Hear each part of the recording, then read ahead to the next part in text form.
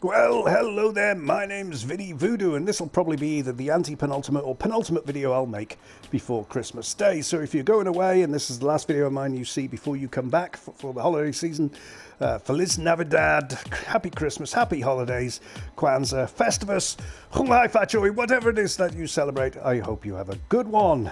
Now, the purpose of this video is I was just playing a game of Plunder Duos on Caldera. I actually decided to try and win, and just to play a game on my Todd for fun, not for a video. And the reason I chose Plunder Duos is because you can actually win if you're even if you're on your own. You're not at as great a disadvantage as if you're playing, for example, Plunder Quads. Most of the people I know are on Xbox and they can't play because of GOLDFLAKE. So yeah, and I was winning. And 1 minute and 58 seconds or so before the game ended, with me first, this happened.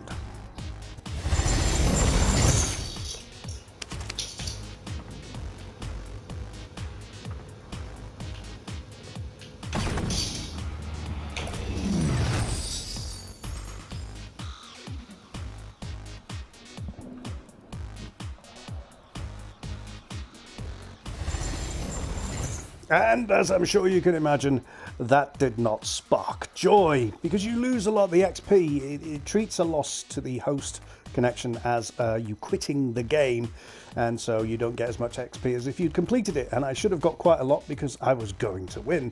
I was in an area where it hadn't been plundered, so no matter what I did, I was going to win, I'm fairly sure. But we shall never know.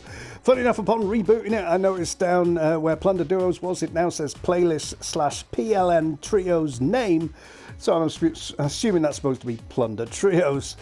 It's just highlighting the brokenness of this game. And another thing I noticed was while I was playing that game, I decided to get a daily challenge done, which was 3 caches in a specific area. And if you look at this clip, you can see I got it. But then when I returned after getting kicked out of the game, I noticed I couldn't change the challenge. Now, I've had this problem before, and in fact it goes back to the Dansk era days, but I thought it was fixed. And the problem now is if you do a challenge during a game, it doesn't recognize it as done. You do get the XP and so on and so forth, but the daily challenges shows it as not done, and when you go to change that specific challenge, you can't without rebooting. The others do change. So it works, but you have to reboot the game for any that you've got in that one game session. And if I go to my daily challenges now, you'll actually see that I can change that bottom one easily. So I'll change it from submachine guns to assault rifles, and in a couple of seconds it will actually change.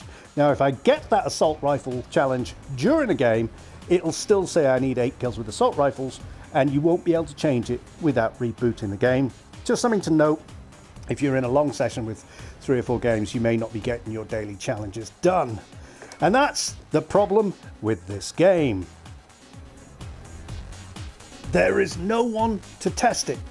Around the 6th, the QA testers for Activision, who were under contract, were informed that if they moved to Madison, Wisconsin, they would be given a full-time contract, full-time, presumably permanent employee status next year. So a lot of them moved to Wisconsin, which, if you're unfamiliar with its location, it's in the central north, buttressing Canada, so it's pretty cold there right now. And if you moved from Florida, you'd be a bit peeved off. You'd be more peeved off to find out that you've been let go, which is exactly what happened, and your contract ends on January the 28th, despite having moved. Now, I want to put that in context. If you lived in the south of England, I want you to imagine moving to the north of Scotland, only to be told that 28 days later you would not have a job. And that's sort of what's happened. Now, all of the QA testers for Activision have gone out on strike in solidarity. They are currently on a strike with no date set in mind for the strike to end. So I'm assuming there's a skeletal crew there who's doing the QA, but to be honest, you and me are now the QA testers, and that's borne out by all of these videos that I make. If Activision are watching these and they're getting ideas of bugs they need to fix, I'm the QA tester. I should be paid for that. It is outrageous what's going on right now, which is why there's been no patches. Everything they can do at a server level, they will, nerf guns and so on.